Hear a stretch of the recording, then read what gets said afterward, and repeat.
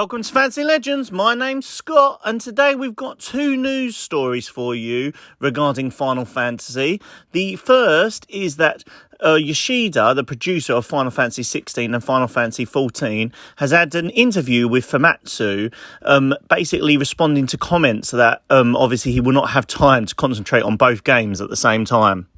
The comments have been that he will not have time to concentrate on the MMO, as obviously Final Fantasy 16, the single-player title, will be the flagship for the future of Final Fantasy. So obviously, as you can understand, people will be thinking that he'll be concentrating on that one due to the fact that obviously Final Fantasy 16 will be to new fans and everyone will be looking at that game to see how Final Fantasy is going in the future.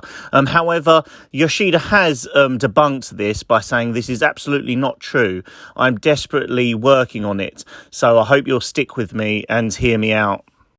I can understand a lot of the fans' concerns, as he is trying to concentrate on two games at once, which may be an overreach, but only time will tell that. However, what I would say is obviously he's a very experienced director. He normally gets most things right.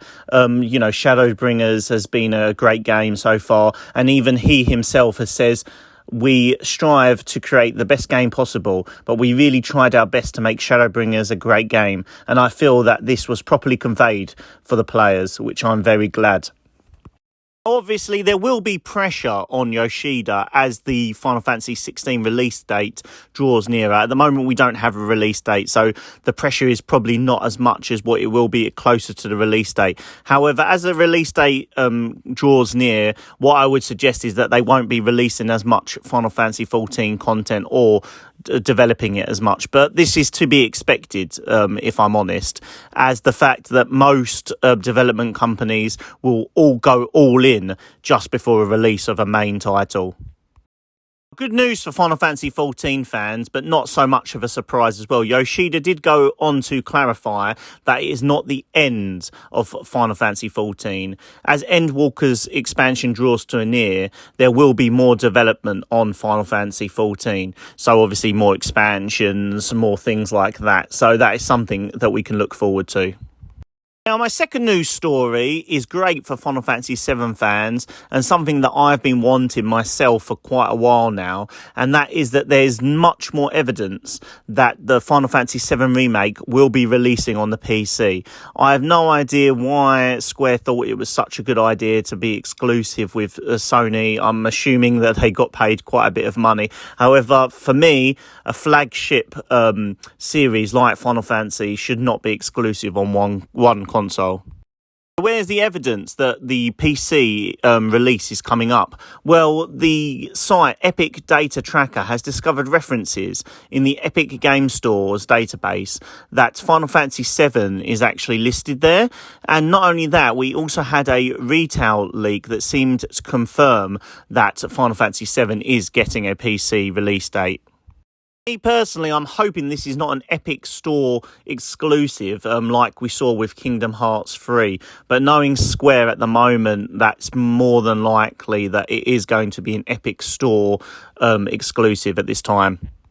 When is the likely release date of the PC version? Well, looking at what information that we have at the moment, obviously the PlayStation exclusivity deal actually ended in April of this year.